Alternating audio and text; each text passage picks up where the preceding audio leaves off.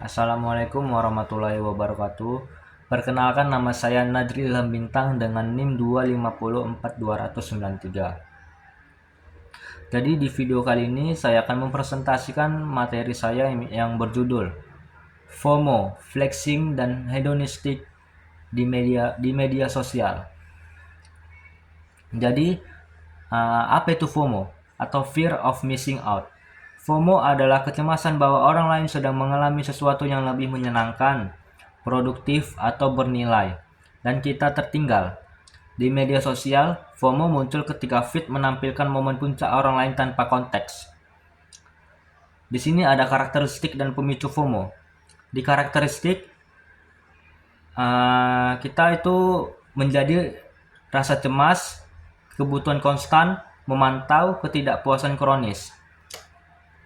Jadi FOMO membuat seseorang selalu merasa orang lain lebih bahagia atau sukses, yang berakibat sering gelisah, tidak bisa lepas dari media sosial, dan selalu merasa hidupnya kurang. Selanjutnya ada pemicu, posting selektif, highlight reels, dan notifikasi tak henti.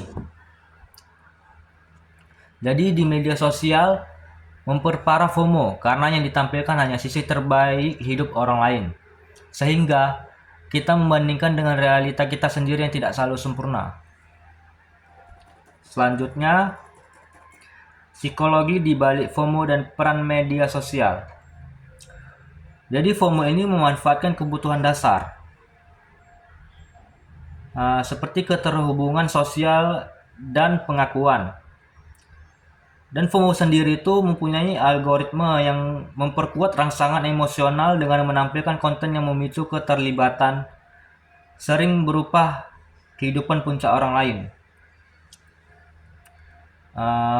Seperti perbandingan sosial otomatis, validasi melalui like dan komentar, dan distorsi realitas atau only best moments.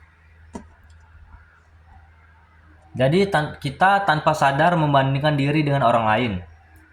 Like dan komentar jadi nilai diri, dan realitas jadi bias karena yang terlihat hanya momen bahagia orang lain saja. Jadi di media sosial memanfaatkan kebutuhan manusia untuk diakui dan diterima. Selanjutnya ada fenomena flexing atau pamer kemewahannya. Flexing adalah menampilkan barang, pengalaman, atau status untuk mendapatkan pengakuan dari orang lain. Di platform, flexing sering berupa foto barang mahal, liburan mewah, atau lifestyle yang dikurangi. Barang-barang mewah seperti pamer mobil, jam, atau rumah sebagai simbol status. Jadi tujuannya mereka pamer kayak gitu biasanya untuk menunjukkan status atau kesuksesan kepada orang lain dan membuat orang lain itu menjadi iri terhadap yang dilihatnya. Selanjutnya, mengapa kita suka flexing? Jadi motivasi flexing sering campuran kebutuhan status, validasi, identitas, dan strategi sosial. Untuk sebagian, flexing adalah ekspresi kebanggaan. Bagi sebagian orang lain, kompensasi atau kekurangan harga diri. Jadi, alasan orang melakukan flexing karena ingin terlihat sukses.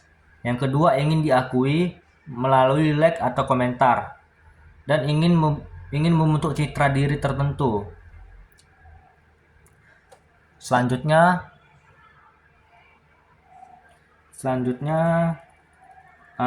gaya hidup hedonistik di era digital. Hedonisme digital menekankan kepuasan instan atau sensasi pengalaman konsumsi dan sering mendorong pengeluaran impulsif. Media sosial mempercepat normalisasi gaya hidup konsumtif sebagai tujuan akhir.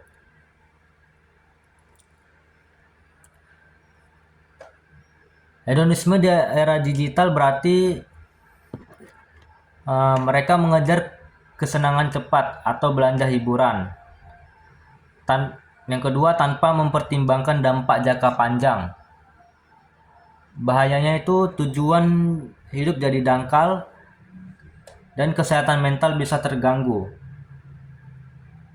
Selanjutnya, hubungan FOMO, flexing, dan konsumtif hedonistik. Jadi ketiganya itu membentuk siklus. FOMO memicu konsumsi untuk mengejar pengalaman, flexing memperkuat norma sosial, konsumtif hedonisme memberi penghargaan sementara, memperkuat perilaku. Jadi yang pertama itu FOMO atau impuls membeli. Yang kedua flexing, normalisasi kemewahan. Dan yang ketiga hedonisme, pengulangan untuk kepuasan. Jadi ketiga-tiganya ini membentuk siklus. FOMO membuat kita ingin ikut-ikutan. Flexing membuat itu terlihat jadi normal. Dan hedonisme memberi rasa senang sementara. Jadi diulang-ulang lagi untuk kesenangan sementara saja. Akhirnya kebiasaan ini jadi sulit dihentikan. Selanjutnya, dampak negatif pada kesehatan mental dan keuangan. Kesehatan mental, kecemasan, depresi, rendah diri, gangguan tidur, dan burnout sosial. Keuangan, utang konsumtif, pengeluaran berlebihan, dan ketidakstabilan jangka panjang. Di hubungan sosial, hubungan dangkal, kompetisi terus-menerus, dan hilangnya empati. Dampaknya ini sangat luar biasa, mulai dari mental, keuangan, maupun sosial.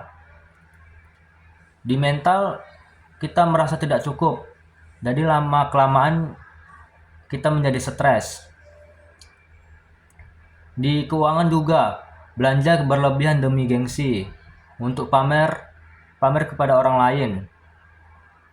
Dan di sosial pun, hubungan jadi tidak tulus, hanya pencitraan saja. Selanjutnya,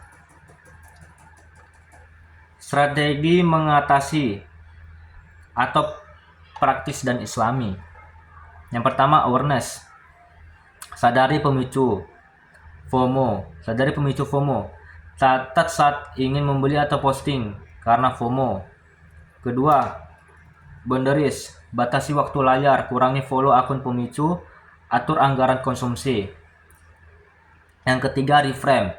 Alihkan fokus ke tujuan jangka panjang, syukur dan nilai non-materi.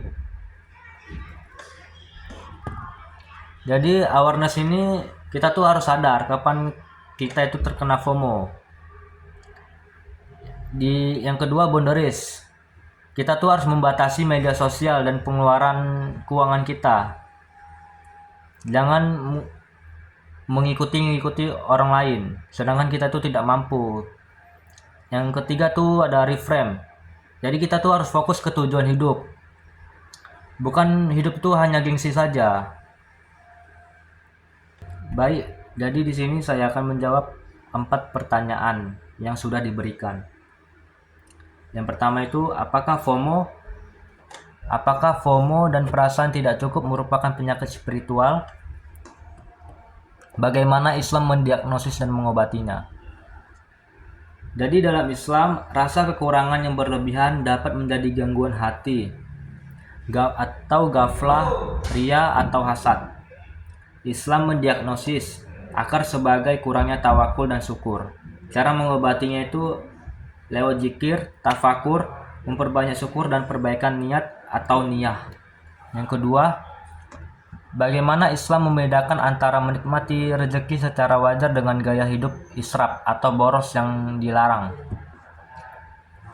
Jadi Islam memperbolehkan menikmati rezeki dengan syarat halal, tidak berlebihan dan tidak merugikan. Israf atau berlebihan dilarang. Prinsip keseimbangan atau wasatiyah, sedekah dan tanggung jawab sosial jadi tolak ukur. Yang ketiga, apa yang Islam ajarkan tentang perbandingan sosial? Bagaimana seharusnya seseorang muslim merespon kemewahan orang lain? Jadi Islam mengajarkan fokus pada amanah individu, seperti syukur, tawakul, dan memperbaiki diri. Respons yang dianjurkan mendoakan orang lain, menjaga adab atau tidak riya, serta menilai diri sendiri berdasarkan ketaatan bukan materi. Yang keempat, bagaimana seorang mahasiswa membangun keamanan identitas yang tidak bergantung pada pencitraan di media sosial. Jadi, bangun identitas diri, prestasi, hubungan dan nilai, bukan pencitraan. Di praktiknya, batasi medsos, autentikasi narasi diri, cari komunitas dukungan, dan latih keterampilan serta pelayanan atau volunteer untuk makna lebih mendalam. Dari materi saya adalah media sosial bisa memengaruhi cara kita berpikir dan hidup. Jika tidak dikontrol, bisa membawa ke gaya hidup yang tidak sehat. Solusinya adalah kesadaran diri kita dan plus kontrol diri plus nilai hidup yang benar. Baik, sekian presentasi saya. Wassalamualaikum warahmatullahi wabarakatuh.